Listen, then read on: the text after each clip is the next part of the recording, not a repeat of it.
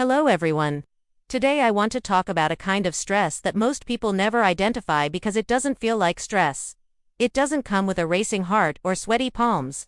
It doesn't show up in a moment of panic or a dramatic argument. It's quieter than that. It lives in the background, running constantly, like an app you forgot to close. And according to researchers, this low-grade, nameless, chronic stress may be doing more damage to your gut, your hormones, and your long-term health than the acute stress you actually notice and respond to.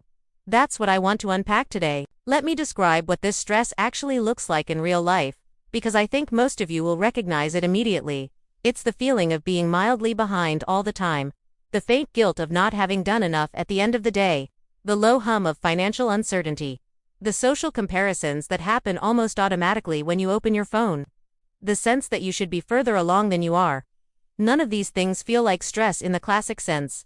You're not in danger. You're not in crisis. But your nervous system doesn't make that distinction.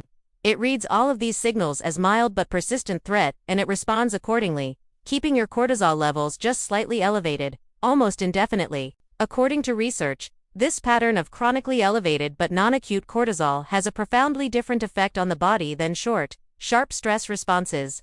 Short-term stress is something the body is built to handle. Cortisol rises, the body mobilizes resources, and then the system recovers. Chronic low-grade stress doesn't follow that arc. Instead, it keeps the body in a constant state of low-level activation, and over time this erodes the very systems designed to protect you. In one study, individuals who scored high on perceived stress scales but reported no specific stressors showed measurably elevated inflammatory markers, disrupted circadian cortisol rhythms, and significant alterations in gut microbiome composition, all without a single identifiable cause. The body was reacting to a threat that had no name, and this is where the gut becomes central to the story. Your gut and your brain are in constant two-way communication through what's known as the gut-brain axis, a network of neural, hormonal, and immune signals that runs in both directions. When the brain perceives chronic stress, it sends signals down this axis that directly alter gut motility, digestive enzyme secretion, and the environment in which your gut bacteria live.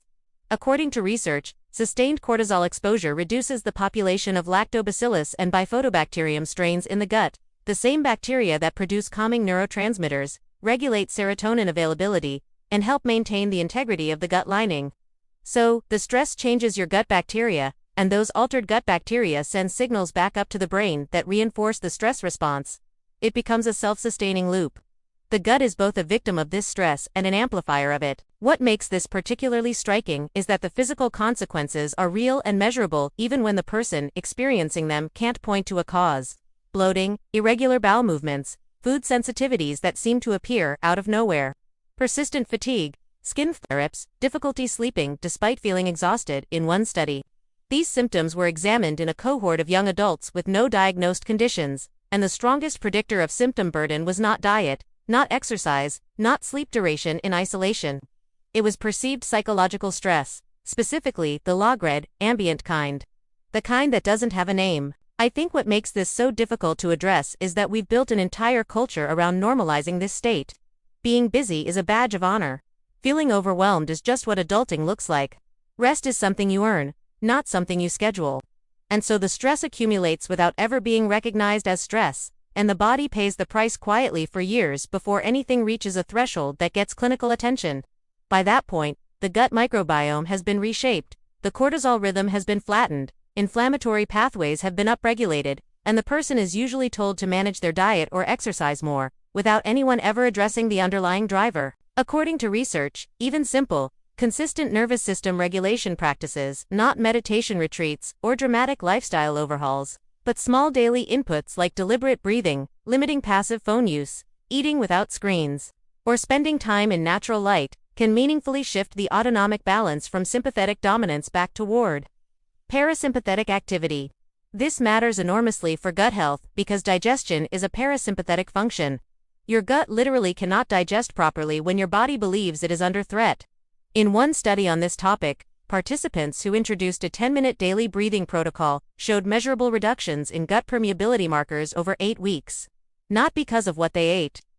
Because of what they stopped doing to their nervous system. The stress that is killing you slowly may not feel like stress at all. It may just feel like your life. And that is exactly why it's worth paying attention to, not to add another thing to your already full plate, but to finally understand why the plate feels so heavy in the first place. I hope this gave you a moment to actually pause and reflect. If it resonated, leave a comment. I genuinely want to know what this kind of stress looks like in your life.